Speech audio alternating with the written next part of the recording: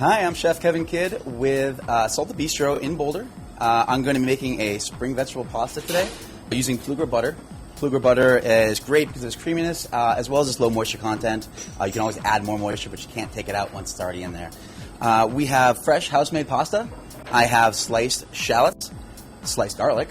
I have the Plugra butter that we have already talked about. I have ricotta cheese and Parmigiano Reggiano cheese, white wine and olive oil. I have asparagus, spring onions. I have 2 kinds of parsley because I wanted a variety. And I have salt in which to season with. First, we're going to start with the pasta. I have pasta water here. We make our pasta fresh in-house. But if you can't obviously make it in your own house, feel free to buy pasta. Or if you buy pasta sheets, I'll show you how to work with that as well. So the first thing we're going to do is we have water going. And the most important thing you can do is salt your water. Your water should be salted. It should taste like the ocean. Now that it's salted, we're going to add the pasta, ever so gently. All right, and that fresh pasta is going to take about 3 minutes to cook. All right, so I got fire going on the pan, and we're going to make our sauce now.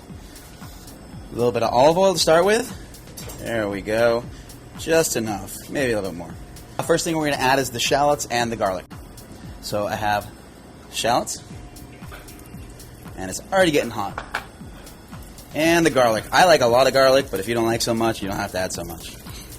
And we're going to cook it, and you got to be very careful now, because when you overcook it, it doesn't taste good. So we got that, and we're frying gently. I'm getting a little bit of caramelization, so I'm going to turn this temperature down ever so slightly.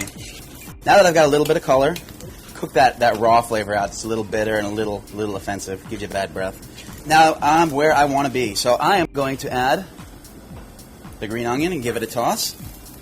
White wine, next. And what that's going to do, that's going to slow down the cooking process. It's going to cool the pan down, and I'm actually reducing the wine itself. I'm cooking the alcohol off. We are going to add a little bit of the Plugra, and what I'm doing is white wine and butter. I'm making kind of like a pan beurre blanc or a butter sauce. So I'm mixing that in, making sure that it emulsifies, or the fat in the butter mixes equally with the white wine that I added.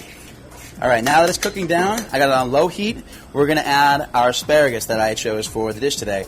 The asparagus is already pre-blanched or cooked in salted water, so that when I'm ready to use it, it's ready to go. So that's going in there, and I am slowly cooking it into it. And that asparagus is going to pick up that flavor of the butter as well, and the garlic, and the shallots, and everything else that we put in the pan. At the base of our sauce is working. I'm actually going to turn the heat down now. We're going to season just a little bit. You can always add more later if you want to. We're going to finish with a little bit of the ricotta, but I'm not really going to cook it in at this point. When I add the pasta, I'm going to toss it and give it a little bit of heat so it melts down. But you want those nice chunks of ricotta to be visible, to be in there. You don't want to melt it all the way down. It's not the base of the sauce like the butter is. So I'm going to make sure the pasta is nice and dry before it goes in. All right, I cooked a little too much, so I'm going to put it back in there. We're going to toss, and like I said, we're going to give it just a touch more heat and melt that ricotta down just ever so slightly. We're going to plate the pasta now. So here we go. Now, when I like to do it, I like to try and get, there we go, all of the pasta on the bottom, just like that.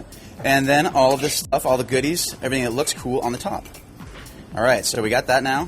Finish it with a little Parmesan on the top, because one cheese isn't enough. I like the ricotta and I like the Parmesan. And just a little bit of fresh parsley as a garnish. We started with olive oil, and we're going to finish with olive oil as well. Just a light little drizzle, and then voila, there's your spring vegetable pasta. This is the late spring pasta. I'm Chef Kevin from Salt the Bistro in Boulder. Next time you're in town, drop in and say hi.